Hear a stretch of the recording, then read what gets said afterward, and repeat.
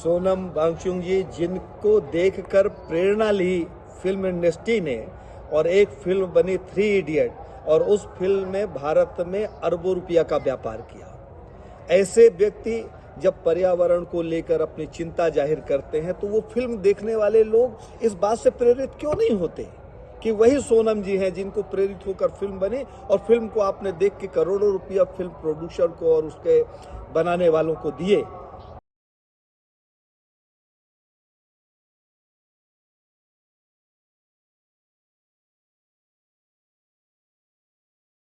हमारे साथ आज सोनम वांगचुक जी हैं, जो लेह की धरती से आए हुए हैं। लेह अर्थात हिमालय, और हिमालय की चोटियों में रहने वाला व्यक्ति आज पूरे भारत में पर्यावरण के संरक्षण के लिए, प्रकृति कैसे बचे, पर्यावरण कैसे बचे, ये राष्ट्र कैसे बचे, यहाँ की पुरानी धार्मिक धरोहरें कैसे बचे, यहाँ के संस्कार और संस्कृति कैसे बचे, इस विषय पर पूरी गहनता के साथ, पूरी शक्ति के साथ काम कर रहे हैं। हमें सौभाग्य मिला आपसे चर्चा करने का। सोनम जी, बहुत बहुत नमस्कार, स्वागत आपका।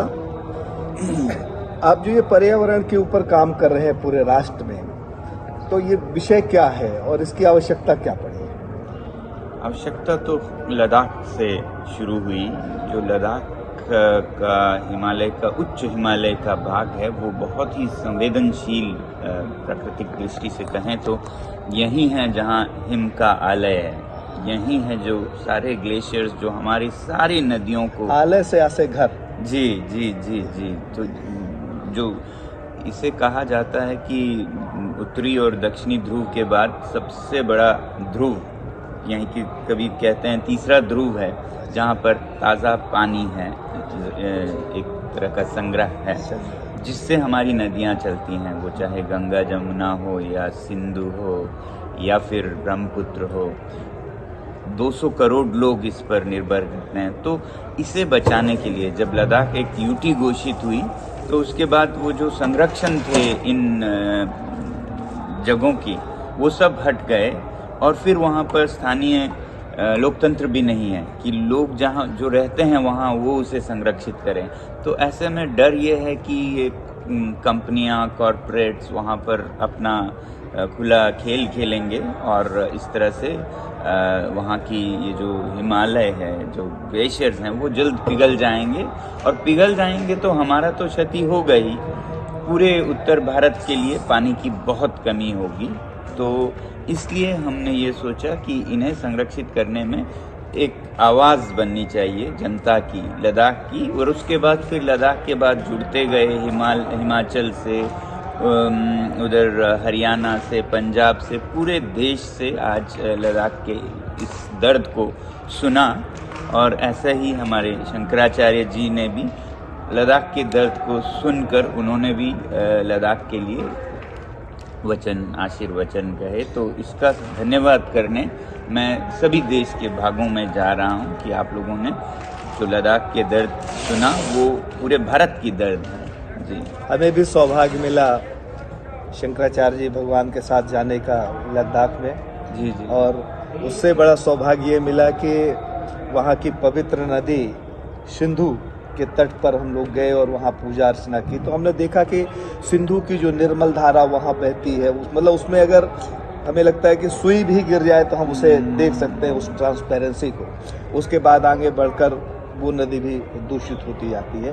तो क्या पर्यावरण को लेकर आपका जो चिंतन है वो सिर्फ हिमालयी क्षेत्र का है कि संपूर्ण भारत का? नहीं नहीं, हर एक को अपने जगह को तो संभालना ही चाहिए, और अगर हर कोई अपने जगह संभाले तो भारत को कोई संभालने की ज़रूरत नहीं होगी, अगर हम हर कोई अपना 10 किलोमीटर संभालें।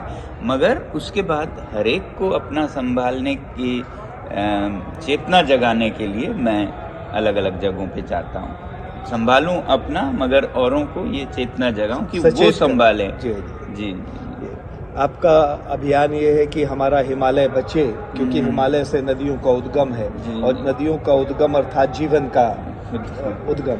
अगर नदियाँ नहीं होंगी तो जीवन नहीं होगा। तो आपने पहला शुरुआत की कि हमारा हिमालय बचे, और हिमालय को बचाने के साथ आपने पूरे भारत क्या पूरे विश्व को संदेशा देने का यत्न किया जी। कि पर्यावरण को बचाना चाहिए। जी। शायद मैं सही समझ जी रहा हूँ। जी बिल्कुल बिल्कुल ये अभी पूरे भारत में चर्चा का विषय है कि 3 इडियट जो फिल्म बनी वो आपसे प्रेरित होकर बनी, तो ये कैसे उनको प्रेरणा मिली और कैसे ये 3 इडियट की स्टोरी क्रिएट हुई जिसमें जी, आपके जी, जीवन को जी। उसमें प्रदर्शित करने का इन्होंने। प्रेरणाएं तो फिल्में हर जगह से लेती हैं, मगर कुछ लोग सोचते हैं कि आधारित है, आधारित नहीं है, प्रेरणा तक कह सकते हैं। तो हम ऐसे ही एक पुरस्कार समारोह में फिल्म के बाकी या निर्माता हैं उनसे मिले और उस तरह से उन्होंने प्रेरणा ली। यूँ नहीं है कि उसके हर बात एक ऐतिहासिक रूप में मिलती हो, ऐसा नहीं जी। मगर मैं ये कहता हूँ कि फिल्मों से ज़्यादा ज़िंदगी में इतने चुनौतियाँ हैं कि आप अपने फिल्म के हीरो बनिए और अपना हल कीजिए समस्याओं का, अपने क्षेत्र में जो भी हैं, जो भी लोग हैं। अभी एनवायरनमेंट को बचाने की दिशा में आपका अगला स्टेप क्या है? सरकार से किस तरीके से संवाद करेंगे? सरकार क्या उस बात को मानेगी? आप सरकार को कन्विंस कर पा रहे हैं? कहाँ तक बढ़े? ये 2 पहलू हैं हमारे संघर्ष का। एक है सरकार से हम उम्मीद करेंगे कि नीतियाँ अनुकूल हो पर्यावरण को बचाने के, तो लद्दाख के बारे में उससे अभी बहुत बदलने की ज़रूरत है। वहाँ पर बिल्कुल प्रतिकूल है, ऐसे छोड़ दिया जाए तो कल को कुछ भी नहीं रहेगा, ना हमारे लिए ना जो पानी उसका प्रयोग करते हैं उनके लिए। तो उनसे अभी जब हमने ये पद यात्राएँ की लेह से दिल्ली तक, फिर अनशन किए, उसके बाद उन्होंने बातचीत शुरू करने की स्वीकृति दी। अभी दिसंबर जनवरी में बातचीत चल रहे हैं जी, वो अग्रसर हैं।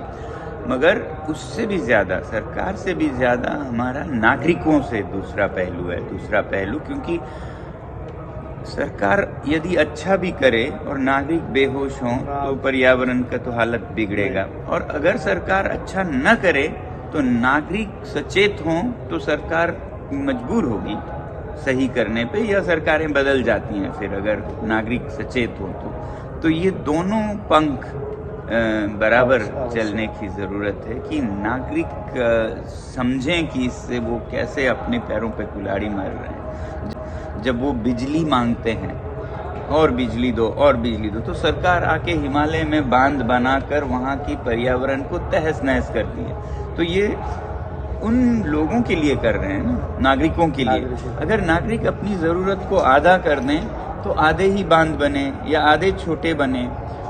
इसी तरह नागरिक चाहते हैं कि वो उनके उत्पाद, गाड़ियाँ, बंगले बने, तो इन्हीं बंगलों के सीमेंट के लिए सरकार अनुमति देती है कंपनियों को कि वो आके हिमालय को खोद डाले, उसमें से चूना पत्थर निकाले, नदियाँ बिखेर दें। तो अगर लोग कहें कि मैं तीसरा भवन नहीं चाहूँगा, एक में संतुष्ट रहूँगा, एक संतुष्टि और संतुलन बने जीवन में, तो फिर सरकारों को ज़रूरत नहीं होगी कि वो इतना शोषण करें हिमालय का या प्रकृति का।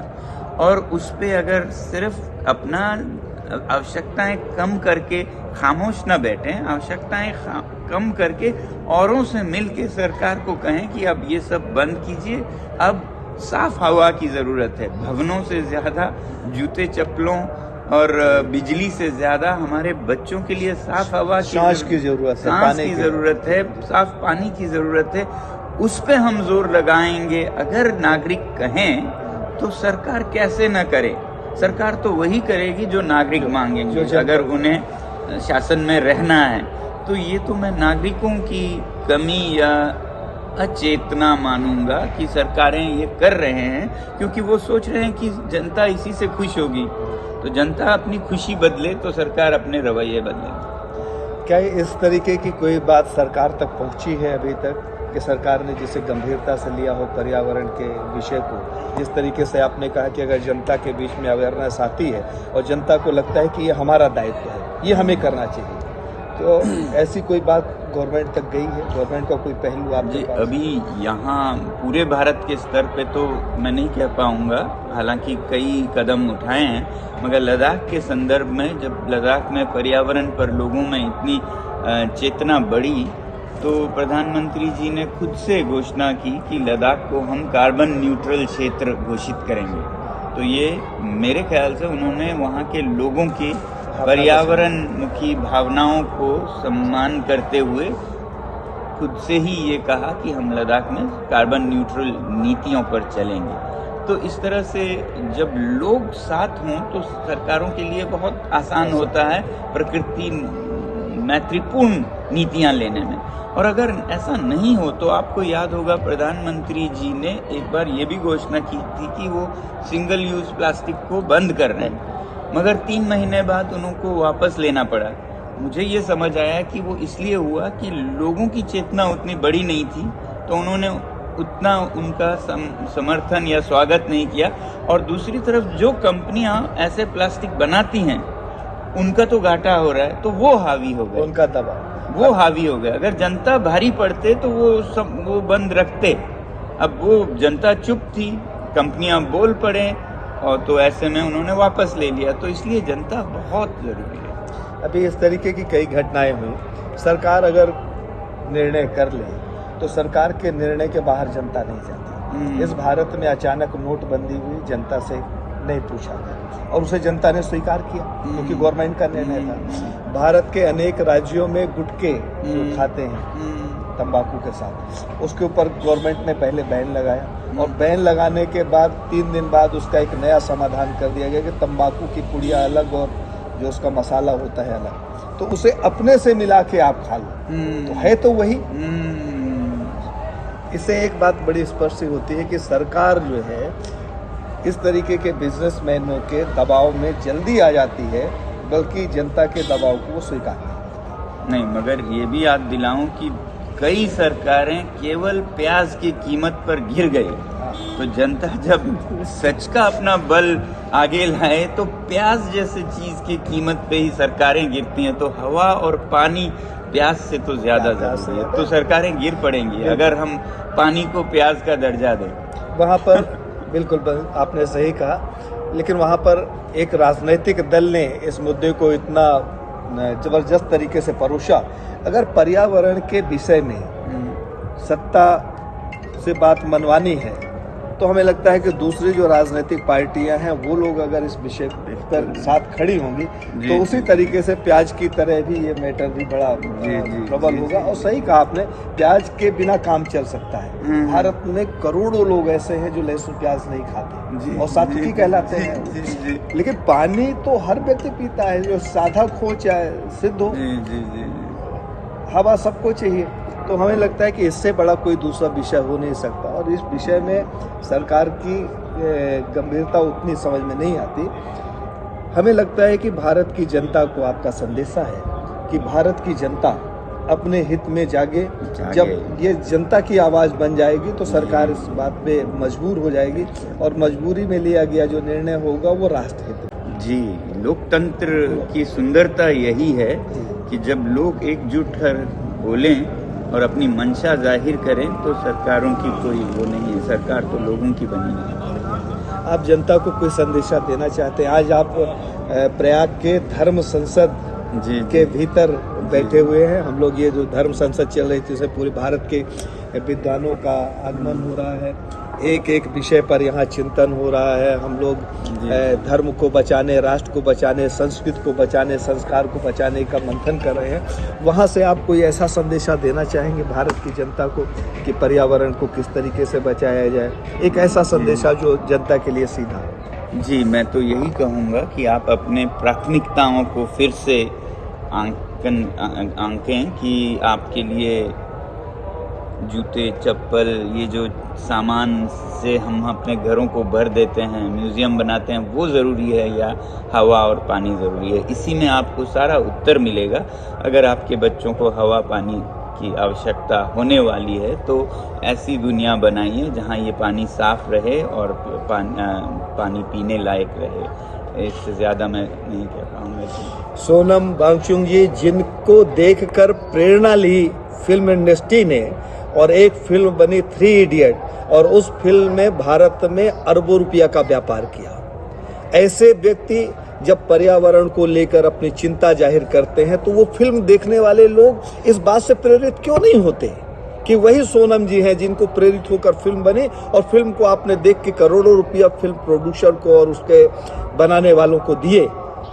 छोटा थोड़ा पैसा ही दिया, आपने 1 टिकट लिया, 10 टिकट लिया, लेकिन जब आप पर्यावरण को बचाने के लिए, आपके लिए, इस राष्ट्र के लिए या इस राष्ट्र की जनता के लिए अपील करते हैं तो वो अपील छोटी क्यों हो जाती है? हमें लगता है इस बात का चिंतन करना चाहिए।